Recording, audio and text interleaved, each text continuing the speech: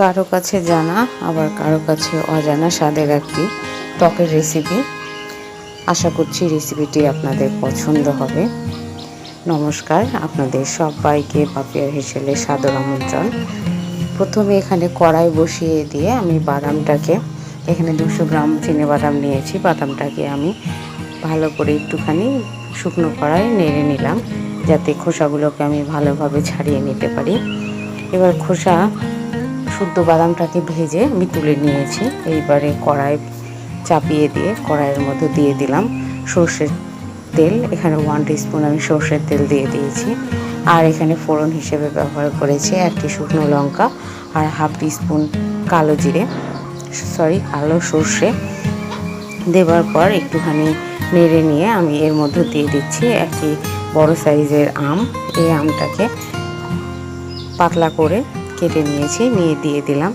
দেওয়ার পরেই আমি এর মধ্যে অ্যাড করে দেব পরিমাণ মতো লবণ ও হলুদ দিয়ে আমি আমটাকে একটুখানি নেড়ে নিয়ে জল দিয়ে ঢাকনা চাপা দিয়ে এটাকে ভালো করে সেদ্ধ করে নেব।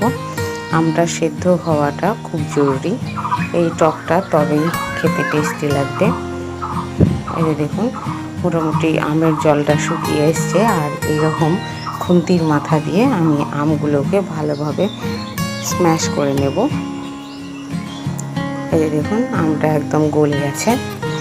এরপর আমি এখানে অ্যাড করে দিচ্ছি বাদাম। এই বাদামটাকে আমি কড়াই থেকে নামিয়ে ঠান্ডা করে খোসাটাকে ছাড়িয়ে নিয়ে এটাকে মিক্সিতে আমি বেটে নিয়েছি। এবার পরে এই বাদামটাই কড়াইয়ের মধ্যে দিয়ে দিলাম, দিয়ে এটাকে ভালো করে নাড়াচাড়া করে আর একটু সময় আমি বাদাম আর আমটাকে ভালো করে ভেজে নেব বা কষিয়ে নেব। মোটামুটি 8 থেকে 10 মিনিট মতন এটাকে কষানো হয়েছে। এইবারে যখন কষানো হয়ে যাবে তখন বুঝতে পারবেন যাতে কড়াই থেকে বাদাম আর আমটা ছেড়ে আসবে। এই যে দেখুন, বাদাম আর আমটা ছেড়ে এসছে। বাদামের তেল থাকার জন্য এটা কড়াইয়ে লেগে যাবে না। এই যে মোটামুটি আমার কষানো হয়ে গেছে। এইবারে আমি এর মধ্যে অ্যাড করে দেব মিক্সির বাটি ধোয়া জলটা। আপনারা যেরকম জল অ্যাড করতে চাইবেন, এই বাদামের টকটা বেশি জল ব্যবহার করতে হয় না, এমনিতেই পাতলা হয়। সেই জন্য আমি এখানে মিক্সির বাটি ধুয়ে মোটামুটি 1/2 কাপের মতন জল দিয়ে দিয়েছি। দিয়ে আমি বাদামটাকে ভালো করে এই জলের মধ্যে মিশিয়ে নিচ্ছি। এই যেরকম করে নাড়াচাড়া করে আমি বাদামটাকে মিশিয়ে নেব।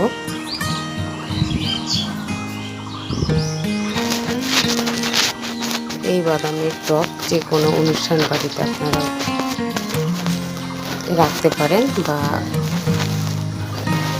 খাবারের পাতেও আপনারা রাখতে পারেন, খেতে দুর্দান্ত লাগে। আর একটুখানি বাদামের টকটা ফুটে এলে আমি এখানে দিয়ে দেব লালি গুড়। আপনারা চাইলে লালি গুড় বা ছোলা গুড় কিংবা চিনি এখানে অ্যাড করতে পারেন। আমি এখানে লালি গুড় দিচ্ছি, দিয়ে একটুখানি নাড়াচাড়া করে নিচ্ছি। আর বাদামটা ফুটে গেছে। এই মুহূর্তে আমি এখানে দিয়ে দিচ্ছি ভেজে রাখা 5 ফোড়নের গুঁড়ো, দিয়ে একটু নাড়াচাড়া করে নামিয়ে নেব।